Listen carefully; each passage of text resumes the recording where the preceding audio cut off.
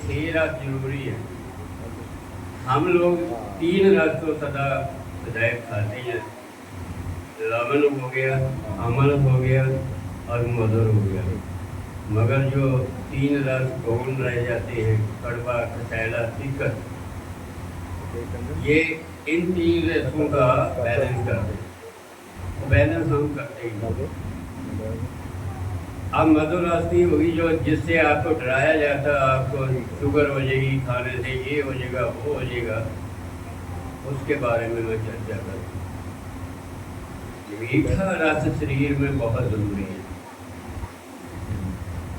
अगर परमपिता परमात्मा ने सृष्टि बनाई और 6 रसों का उन्होंने विधान किया, वो हमसे ज्यादा मतों को अपने मूड बुद्धि हो गई।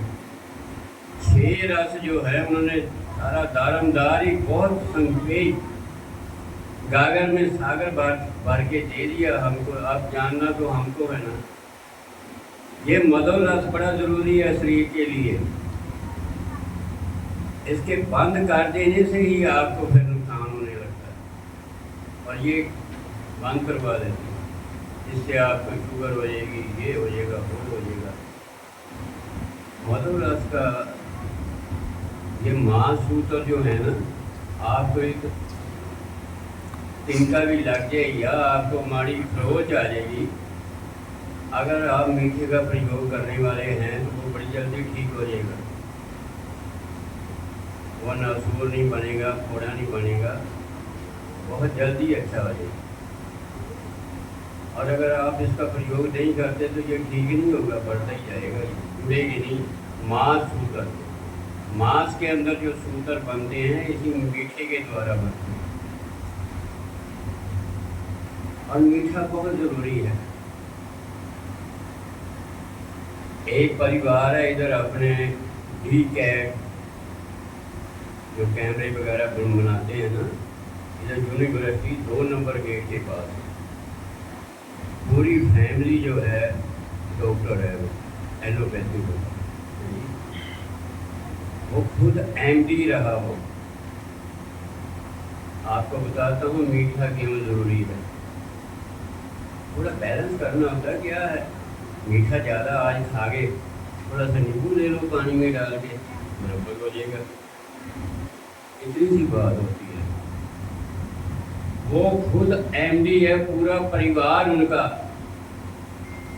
उसकी अपनी जो घरवाली, उसकी अपनी सजाई उसकी, वो दोनों डीएमसी में नौकरी करती है, डॉक्टर हैं वो लगी हुई।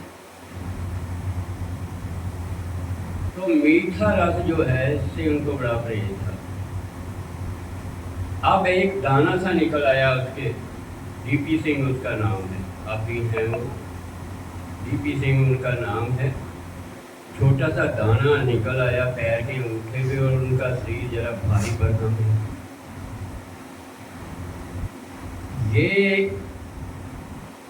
इतना बढ़ गया कि मतलब दर्द बहुत ज्यादा होता था उनका।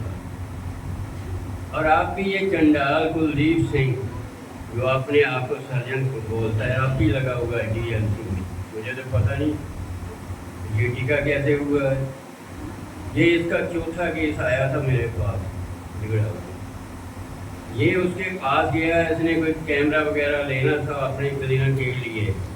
वो आगे दर्द से करा रहा था, तो कहने लगा डीपी तू ऐसे कर यार, मेरे साथ चल, मैं अभी ओपीडी में इसका इलाज कर दूँगा।